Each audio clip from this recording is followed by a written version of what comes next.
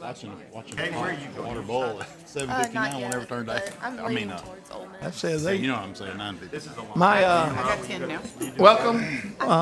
My MDE computer here says 10 o'clock, so I think that's supposed to mean when we crank up here. Want to welcome everyone to our meeting today. At this point, if you have a cell phone, if you don't mind, please make sure that it's on silence or turned off or and I'm looking out at the audience board, and I see Margie Pulley sitting out there. I mean, goodness gracious. Hey, how you doing, Margie? You miss us, don't you? For those that are guests, Margie's done yeoman's work for this State Department for a long time, and the kids in Mississippi and the district she serves. So we have a good time when she's with us. Sidebar, I guess that's chairman's ability to do that every once in a while. This meeting is being live streamed. I want to remind everybody of that. We are at the Mississippi Board of Education on August the 15th, 2024.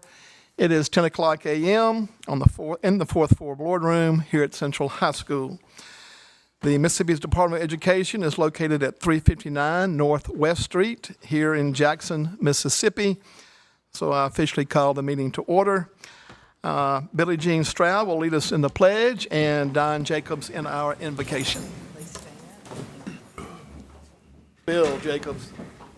I pledge allegiance to the flag of the United States of America, to the republic for which it stands, one nation, under God, indivisible, with liberty and justice for all. Dear Lord, we thank you for this day and our many blessings. Thank you for the dedicated staff in MDE, as well as the teachers and students across, administrators and students across the state. As we start a new school year, we ask for safety for our children, our teachers across the state. Help give us guidance on decisions we'll be making today. In Jesus' name we pray. Amen. Amen. Is that Don Jacobs?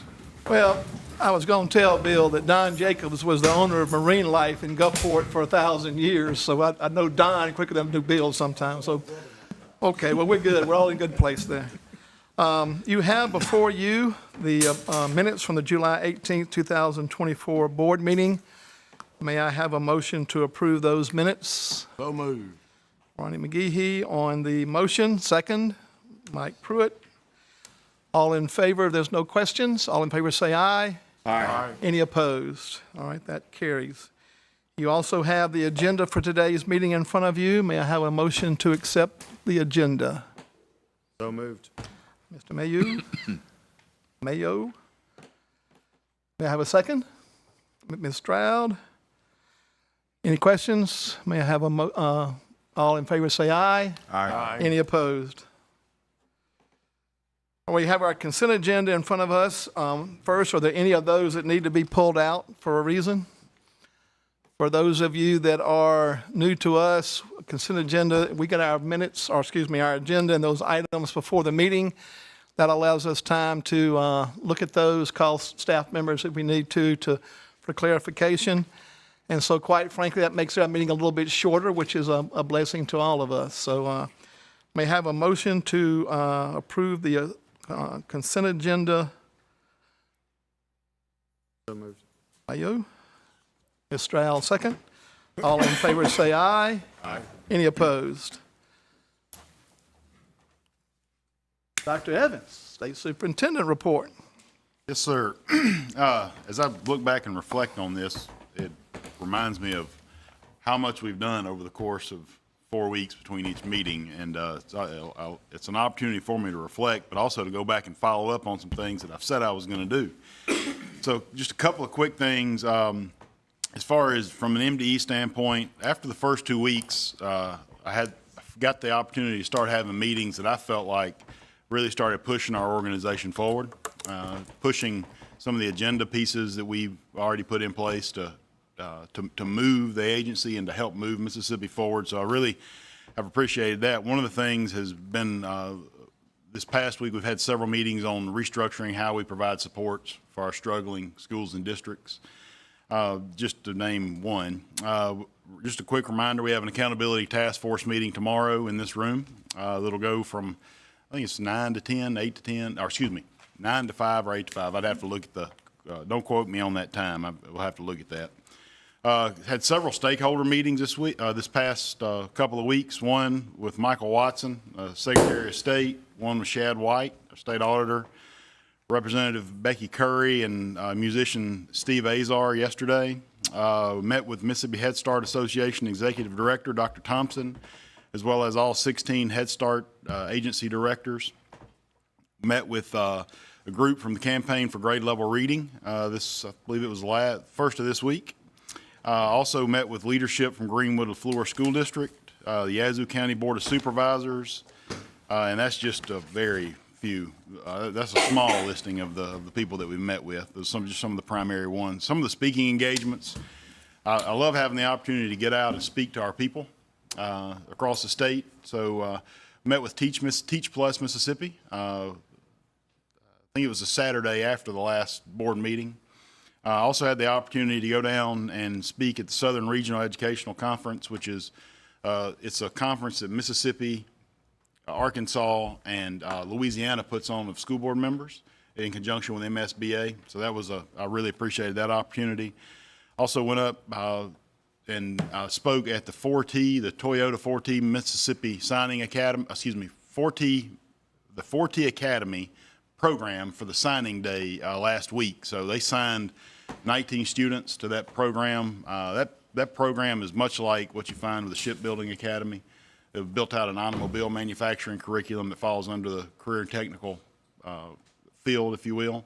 And it's an innovative program that hopefully we'll be able to leverage some of the mindset of it statewide. That's part of the plan. And just kind of finishing up, had several media opportunities also to speak to our friends in the media with Mississippi Today, Hattiesburg American, MPB Radio, and WYAD Radio in Yazoo County. So been busy. I appreciate the time, Mr. Chairman, to give that report. Excellent report, and the timing was great. So I think the other two people that came in are part of K-Sign's group, true or false? So hey, how about that? Good timing. So I'm going to go back on the agenda now that everybody is here. And let's turn it over to Gene Cook. Good morning, Mr. East, Dr. Evans, and state board members. It is my honor to present to you the recognition for the month of August. And today we are honoring Kaysen Brinkley, who is a junior at Cleveland Central High School, who flew his first solo flight on July 15th. And I would like to invite Kaysen to join Mr. East and Dr. Evans at the front of the boardroom.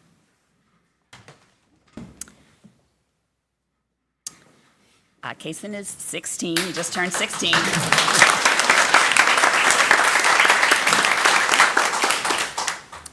Kaysen is. Congratulations again. Look Okay. at this other pilot over here. Remember, I'm flying with you, not him. Okay. As I mentioned, Kaysen is 16, and he is believed to be the youngest African American to solo a plane in Mississippi. So Kaysen's passion for becoming a pilot started 11 years ago when a Southwest Airlines pilot invited him to sit in the cockpit in the plane that he was deboarding with his family. Since that day, Kaysen has participated in a diverse range of aviation experiences, including individual discovery flights, private lessons, flight academies, sponsored by the Black Pilots of America and the Organization of Black Aerospace Professionals, and the prestigious St. Louis University Aviation Summer Academy. Next year, he will apply to the Youth Aviation Program at the Auburn University School of Aviation, where he aspires to go to college to earn his professional flight degree. In addition to his accomplishments in aviation, Kaysen excels with a 3.82 GPA. He was voted class president for the class of 2026. He is a member of the Technology Student Association, the Kappa League, the National Student Beta Club, Student Council, and the National Honor Society. He also keeps busy in the school's bowling, football, and track teams, and serving as the Minister of Music at 3 churches and volunteering with students with disabilities. Kaysen is the son of Carl Brinkley, a retired aviation and logistics instructor for Delta State University, and Marquita Brinkley, the special ed director for the Cleveland Public School District. And before I ask Kaysen to make remarks, I just want to add that MDE is currently working to add aviation to the state's career and technical education offerings, which will enable students to receive flight, drone, and grounds crew training through their high school and These program will be available for schools to implement starting in 2025-26 school year. So Kaysen, you are welcome to make remarks at this time.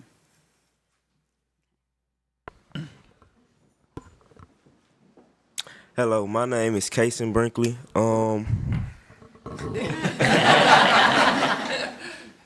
I thank you all for having me here today. But first, I want to thank God because without Him, I wouldn't be here right now. So I want to thank God because God is very influential in my life. I love the Lord and glad that I'm here today. So I want to thank my principal, Miss Johnson. She's sitting right there in the back. I thank her. At Cleveland Central High School, I've learned a lot, and I really appreciate her. Next, the superintendent, Ms. Bermucci, right there. I thank her for being here, supporting me today. And next, Ms. Housey, the school board president there. I thank all of you here for coming to support me. I really appreciate that. That means a lot to me. I've had a lot of support to get me where I am today. I would like to thank OBAP and Captain Glenn, BPA, and my instructor, Mr. Ken. My instructor with Ken Taylor with New Heights Aviation, and I have been training with him for 1 year. So now I'm going to talk about that. So, my solo. I've been doing a lot of training to get there. I've been through various maneuvers, all type of things, all type of training to get me to where I am. My father, my instructor from home, my very own professor. Dad, I love you. I thank you. You push me to greatness. You do everything you can for me, and I really appreciate that. You've always there for me. You're always pushing me. You're always making sure I'm reading in my book. And I thank you for that because I wouldn't be here today without you pushing me. Mom, I love you. You've always been my support. Anytime I need anything, I can lean on you. I can depend on you to get me where I need to go and to keep me safe. And I love both of y'all. I really appreciate y'all. Mr. Ken, you have really taught me a lot. Being with you, I've learned so many things, and I really appreciate you for that because without all of this support, I wouldn't be up here right now. So I thank all of you. That's it.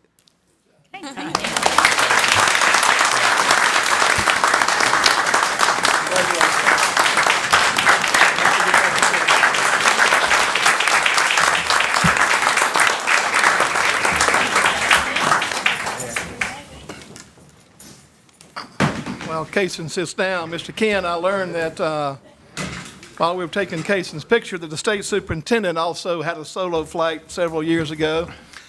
And evidently, he holds his breath when he lands. So you might want to retool him so that we can make sure he doesn't hurt himself on these flights. Congratulations, Kaysen. Chair's report is, I just want to do a compliment really from the field. One of the things that the board's been asking is better communication with school districts and so on. And I will tell you that from a personal experience from about 5 folks from the Gulfport School District office that have called the State Department the last 2 or 3 weeks, the word is out, the responses are great, and the timely returns are wonderful. So thank you very much for that work, and it can only grow and continue to get better. So thank you for that work. That's very important to every one of us and also our schools across the state. Now to another fun part of our meeting. We have a report of our student representatives. First is Crosby Parker, our junior representative.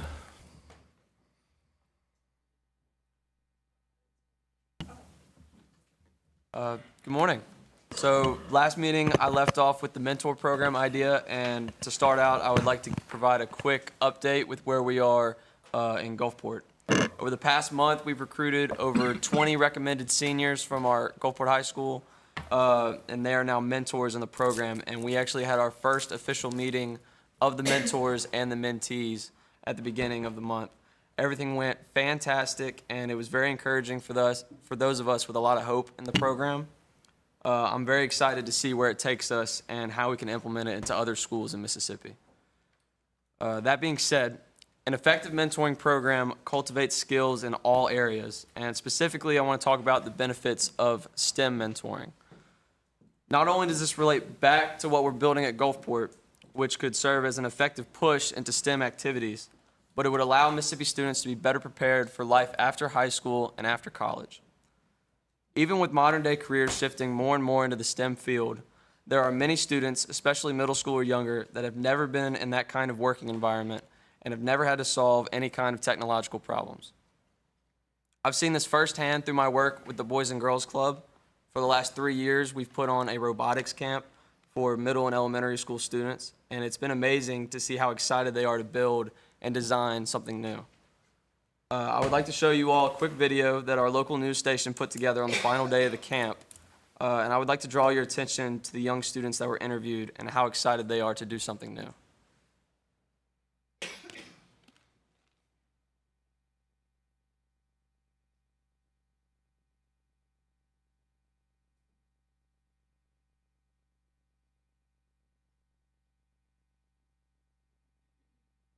Sorry, I gotta get the volume going.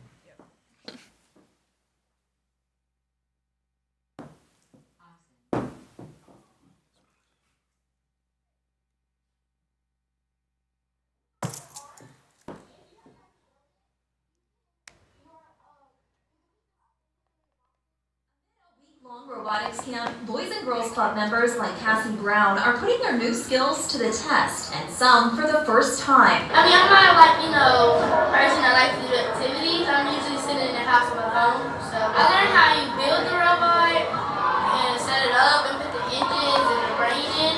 The 18 teams total are peer mentored throughout the week by more advanced robotics students, like 10th grader Crosby Parker. It feels very fulfilling. I mean, it's very important to help, because some of these kids would never really know about it if it weren't for this. Parker is one teaching the children how to build and operate their machines. He says the top winners Wednesday will go on to mentor students next year. So I went to robotics camp when I was in 5th grade, and that's what helped me, get into robotics, and I hope that that's what I'm doing for them too.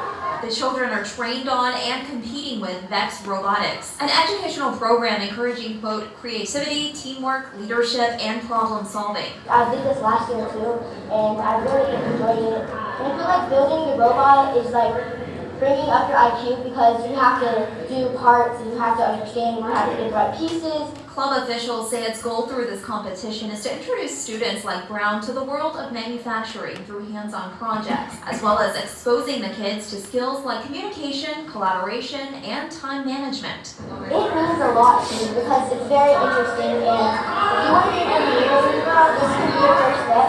And also, if you're not interested in being an engineer, it might get you interested into being an engineer. In Gulfport, Amber Spradley, WLOX News Now.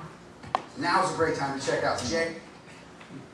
Thank you all for watching that video. As you can see, the enthusiasm and curiosity of the students is very obvious. The excitement is not about the immediate fun of building and designing, but it's also about the foundational skills and experiences that they're gaining. For example, that little girl who was thrilled about engineering might have just discovered a new passion, and it might lead her towards that route later in life. Without these kinds of mentoring experiences, these students might never have been introduced to robotics, and through that to the broader world of STEM. One student even mentioned that she would usually spend her time at home on her phone, but now she's out competing with other students and learning valuable skills. The bottom line is that these kids just need to be out learning something that can benefit them later in life, and STEM mentoring is extremely beneficial to these students at such a young age. It teaches them creativity, teamwork, leadership, and complex problem-solving skills. It is one of the best things that we can be doing to grow our Mississippi students. This is why I think that the mentoring program could be so special, because this program can reach into multiple endeavors, with STEM being just one of these fields. By providing them with these opportunities, we are setting them on a path to success and ensuring that they are equipped to tackle the challenges of tomorrow. Let's continue to support and expand these programs to reach even more young learners and inspire the next generation of innovators and leaders. I look forward to our continued efforts in making a meaningful impact on our students' lives. Thank you. Okay, Awesome. Mentoring is really important, and I think even tying back into STEM is so great. STEM is very near and dear to my heart. But what I want to talk about today is plagued most of Mississippi and the nation, which is chronic absenteeism. And I feel like as a state, most teachers and policymakers and administration aren't really sure how to tackle it. But thankfully, Mississippi has students like Crosby and I on the board that can give a glimpse into what the classroom looks like from a student's perspective. So this is my opinion on the chronic absenteeism crisis. So the first thing is the catch-all, which is the comeback from COVID-19, which it really did have a big effect on students and how they came back to school and acted afterwards. For me, I was in 7th grade when I got sent home for a long time. And during middle school and high school and even later elementary school, most students go through a time where their brain is developing and they're understanding how to make habits and how to make good decisions and how to be responsible. And when we all got sent home and were stuck with not much to do, I can see how that can be stunted, and that can kind of make it hard for students to come back and know how to get all their assignments done on time and do a sport and be in a club. It all kind of clashes and makes it harder for students to be able to do that when they weren't doing that when they were younger and learning how to. So there's a learning curve when it comes to that. Not to mention that a lot of students, when they came back to school, they also have new responsibilities. A lot of them started driving to school or having to take little sister or little brother to pick up, or they're in charge of waking up and being on time to catch the bus, things like that. So learning how to adapt to that while not having the foundations makes it harder. And I can see it in the classroom, and I can even see it in myself sometimes. And another thing that I've noticed is just how most teenagers act, which is they don't like being told what to do. And of so many, we have so many different assemblies or flyers or announcements where it's just administration head on telling people you have to come to school, you cannot be late, you have to be here. And the first thing that a teenager wants to do is not listen to what the adult is telling them to. And I feel like we can come at that from another way and kind of make coming to school their own idea. And that, for me, is making school fun. And a lot of the times, yes, school is very important and test scores are important, but bringing in some things that are exciting and engaging for students to be involved in can really be the difference between if they're going to come to school that day or not. For me, that can be joining a club or being in a certain class that I really enjoy learning about. Or as a member of the dance team, it's a pep rally. I love pep rallies. And just kind of throwing in fun things to kind of, oh, if I wake up today and go to school, I get to go to the pep rally. Or today is Crazy Sock Day. I get to wear my favorite crazy socks to school. Different things to kind of change the narrative to you have to come to school because someone's telling me to I want to go to school because I get to do this fun thing, or I get to go to this class. And I know I'm not the superintendent or the chief of attendance officer, but Crosby and I are students, and we are in the classroom every day, just about. So we see these things firsthand. And as a student, a member of the student body, this is what I see just about every day and the ways I would come at it. So I would like to encourage teachers and administrators to let your student council or your National Honor Society execute those spirit days or whatever activities they come up with, because I know my council comes up with a lot of crazy ideas. So I encourage you to approve and encourage them to, in return, help with some of your problems, which could be chronic absenteeism or frequent tardies or things like that. So I think they kind of go hand in hand while they seem to be on opposite sides of the spectrum. So that's what I have to say. Very good. Thank you both. So I'll challenge both of you that I believe we have you're a student advisory council that represents the whole state. So it sounds like to me, one of the things that you could help this board with is to bring to us at the end of, let's not say the end of the term, but somewhere January, February, March, maybe just 8.5 by 11 or a handout or something on how we can push student attendance based from the students' mouths, so to speak. And Crosby, how can we replicate the mentoring STEM model program that you guys are doing?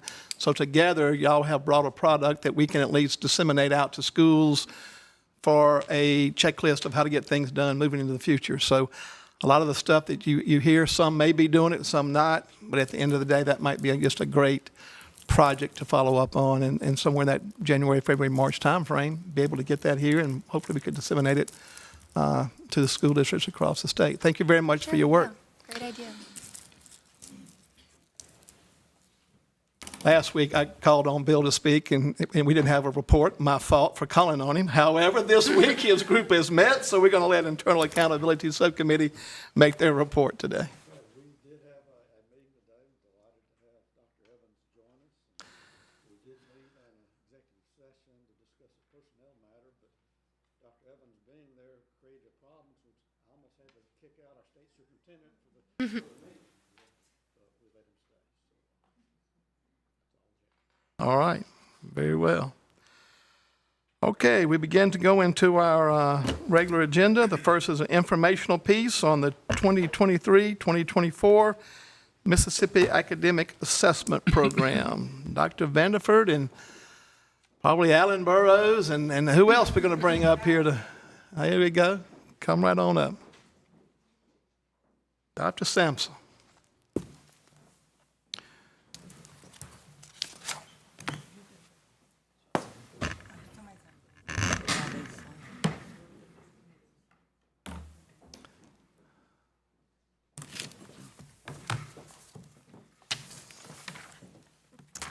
We're all situated now.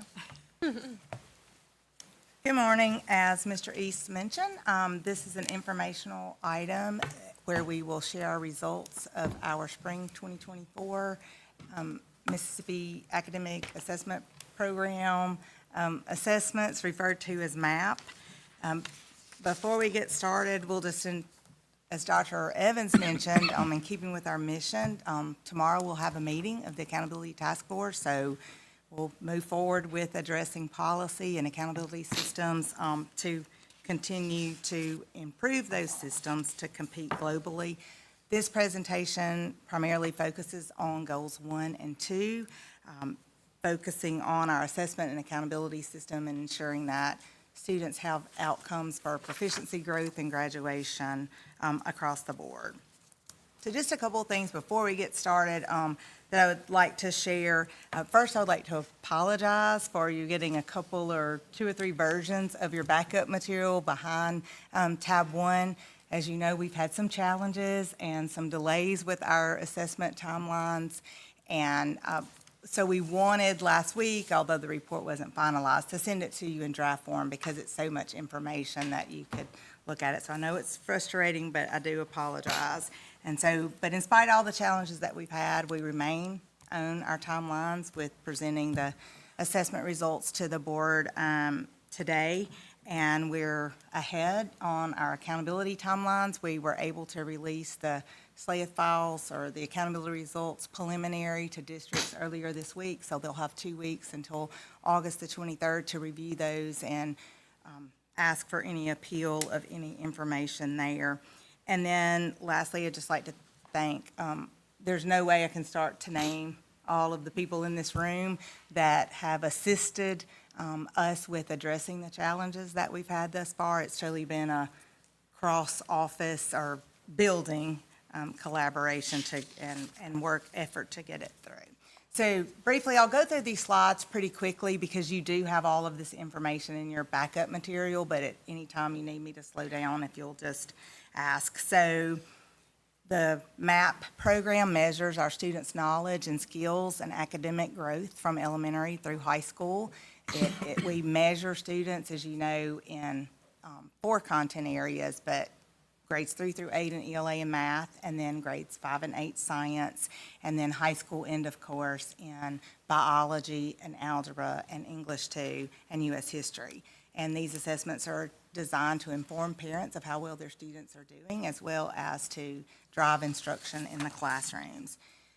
This just gives you the dates that the assessment window was open in the fall, November 27th through December 15th, and then in the spring, April 8th through May 17th.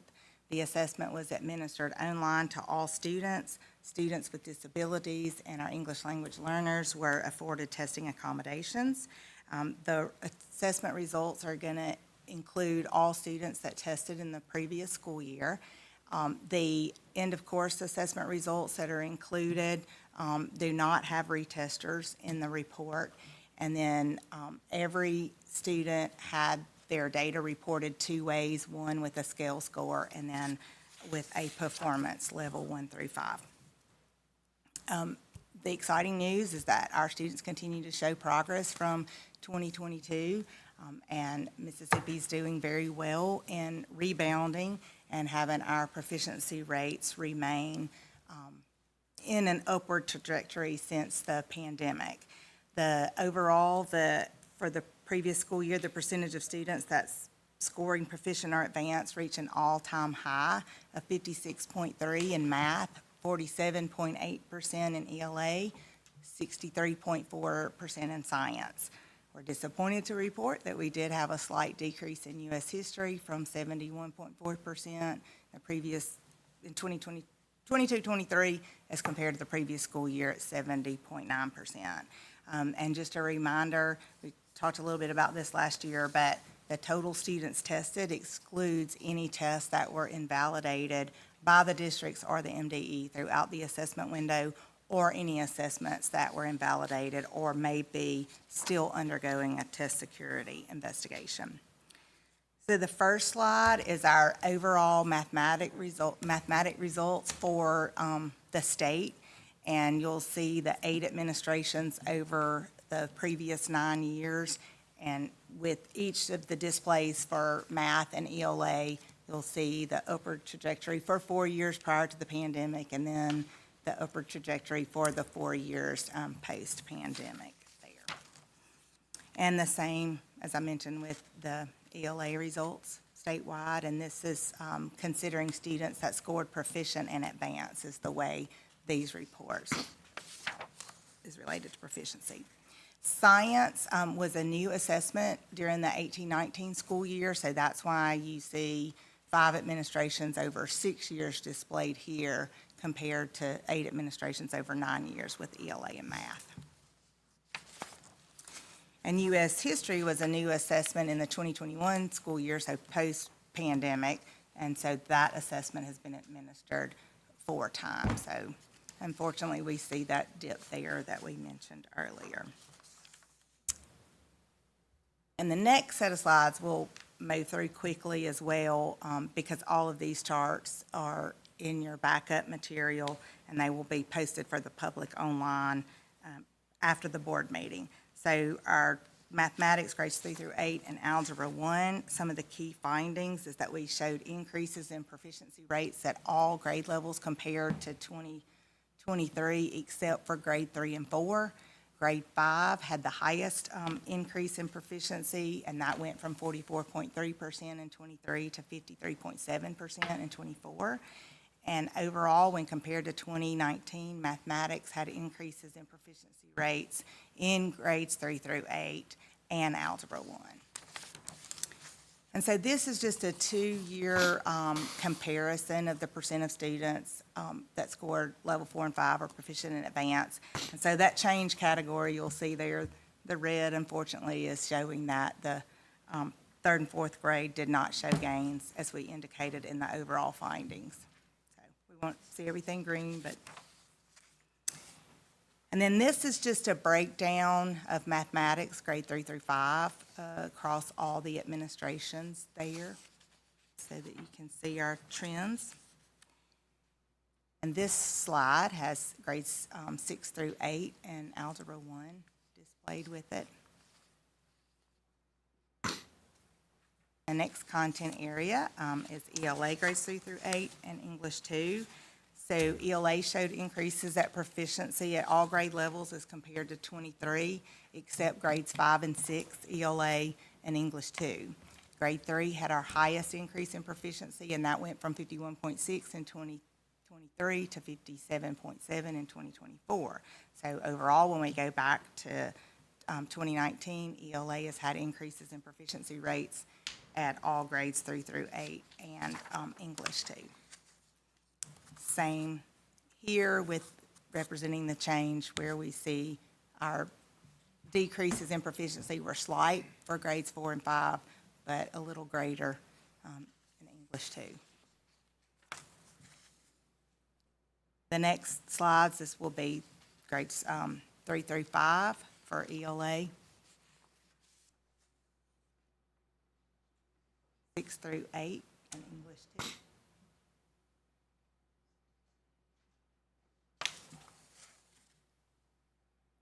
And with science, we'll have data for grades 5 and 8 and biology.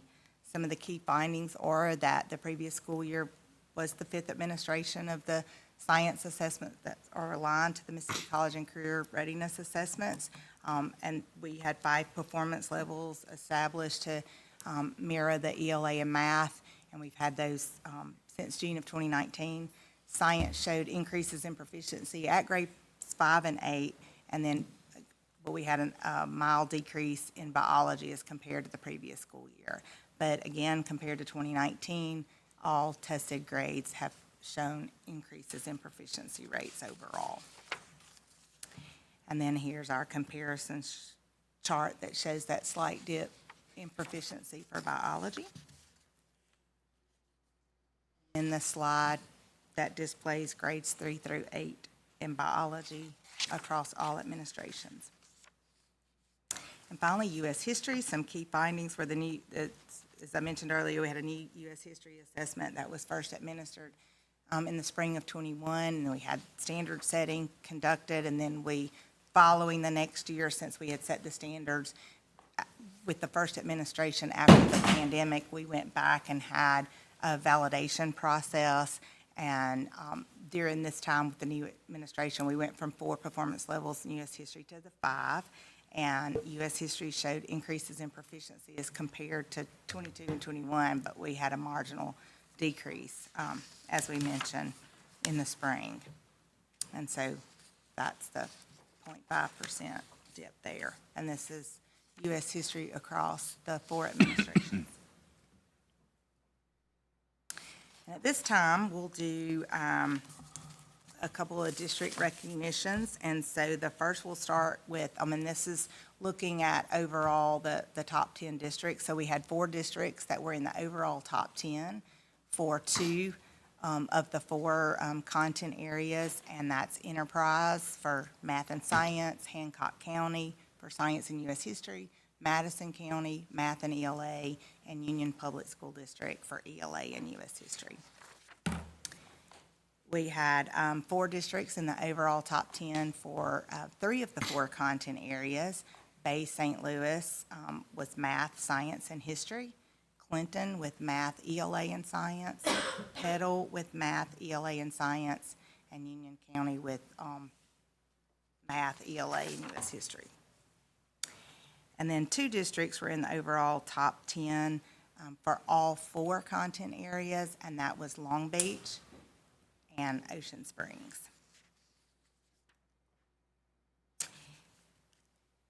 And this year we have a few slides that are related to our alternate assessment referred to as MAP A. So we're doing things just a little bit differently and placing a focus on those students with significant cognitive disabilities that are tested. As you've heard us say before, that this assessment is administered to those that have the most severe disabilities and grade level eligibility criteria that's determined by the student's IEP and using the criteria that's set forth in state board policy. The window for this assessment is not quite as long. It has the fall assessment window and a spring from March 11th to May the 3rd. And it students are assessed in content areas, grades 3 through 8 for English language arts and math on the alternate assessment, grades 5 and 8 science alternate, and then 3 alternate end-of-course assessments in high school for Algebra 1, English 2, and biology. And then the retesters are not included in this report, and they're also reported in 2 ways with a scale score, but our performance levels for the MAP A assessment is 1 through 3 rather than 1 through 5. And this is a breakdown of the percent of MAP A students that perform at each of these performance levels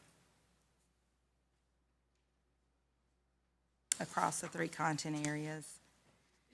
And for math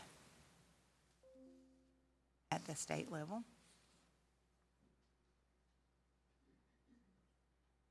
And ELA at the state level. And then science.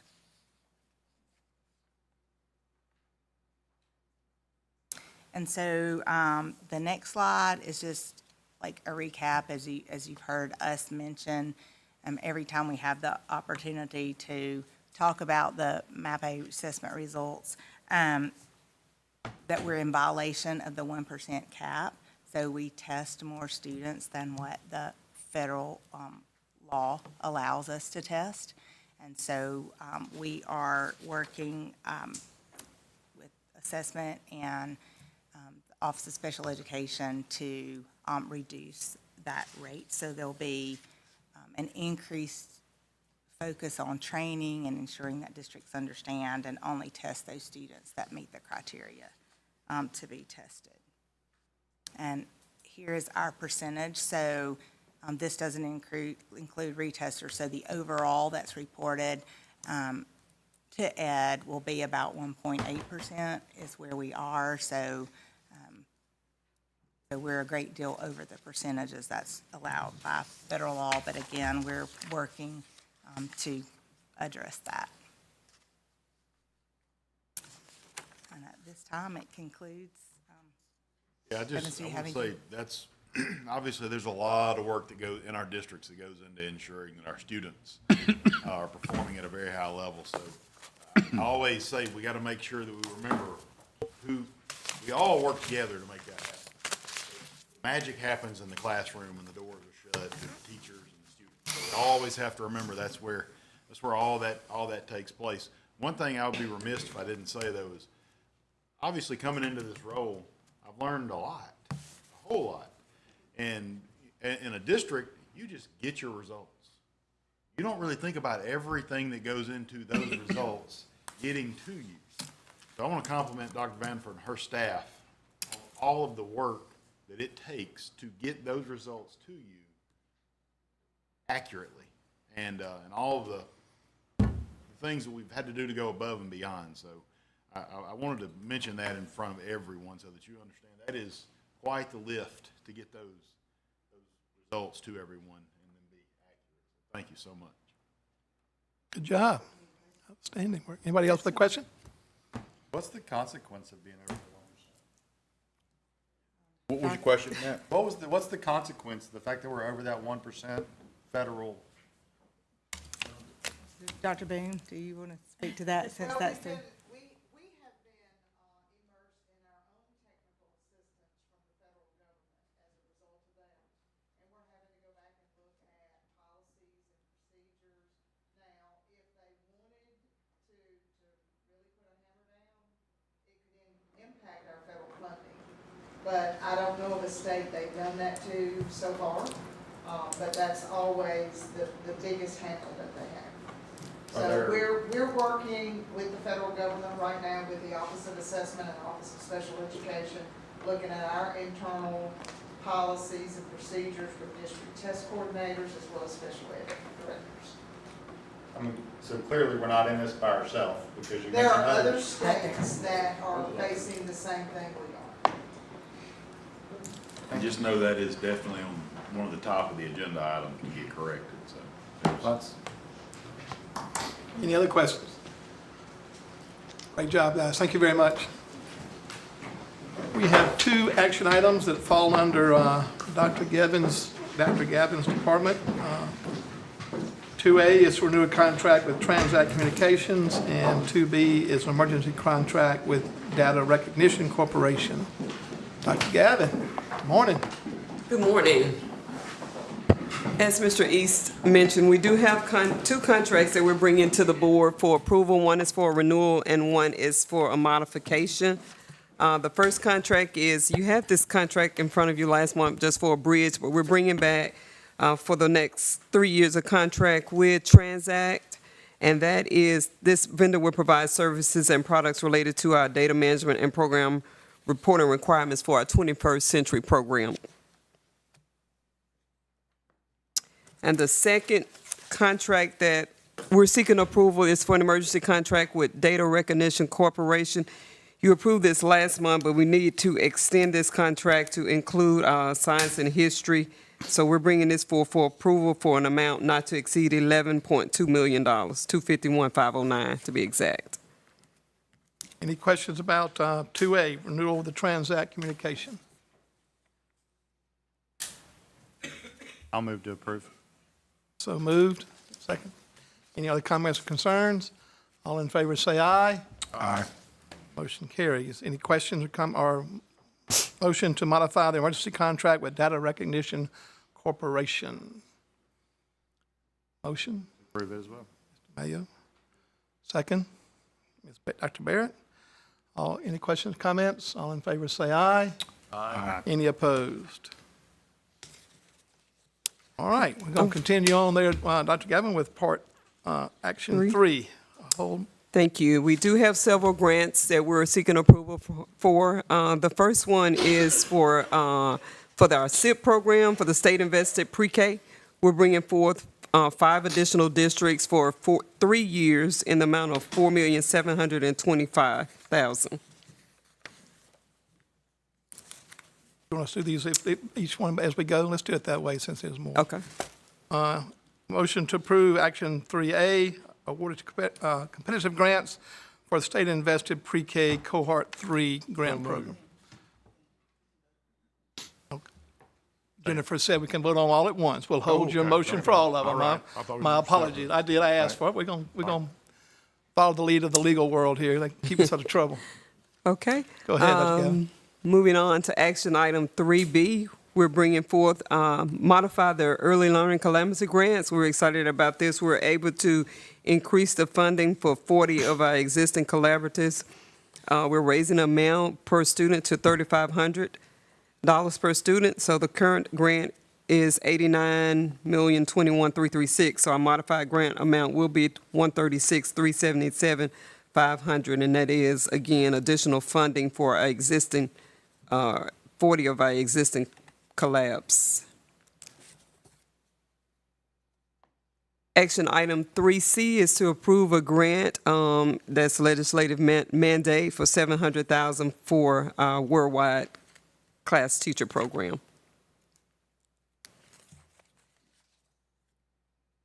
Action item 3D, we're modifying our grant for with Mississippi State for our ESSER migrant program, increasing that to a modification by $750,000, bringing us to a total cost of $1,350,000 for that grant.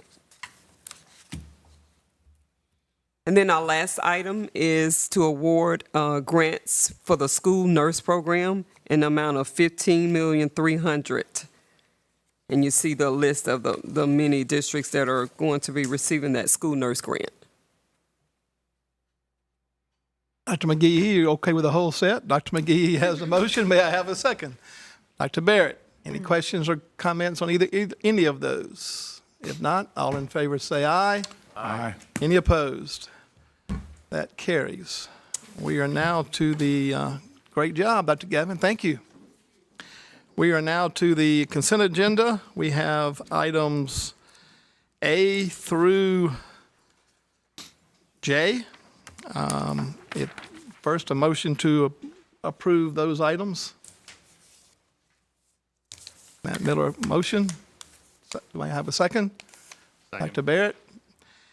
Any questions or comments on any of those? Not seeing any. All in favor say aye. Aye. Any opposed? Do we have the need for an executive session? We do not at this point.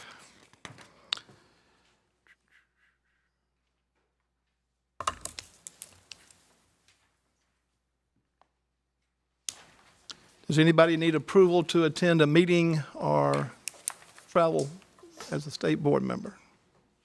All right. First, in our other business category, we need a motion to approve the change of the regularly scheduled state board meeting from Thursday, the 26th to Tuesday, the 17th. May I have a motion? Mike Pruitt, second. Dr. Barrett, any questions or comments? I will tell you that that's great thinking. That'll make some regular superintendents very happy to get that data out as early as possible. Thank you very much for the speed of which you have done that. All in favor say aye. Aye. Any opposed? The September board meeting then will be held on September 17th here at the Central High School building in Jackson, Mississippi, in the fourth floor boardroom starting at 10 o'clock. May I have a motion to adjourn? So moved. Dr. McGehee, a second? Don't stall on a second now. Matt Miller and Wendy Bear at the same time. All in favor say aye. Aye. Any opposed? Thank you for a great meeting, staff. Thank you for what you've done to make this meeting run smoothly. Appreciate you.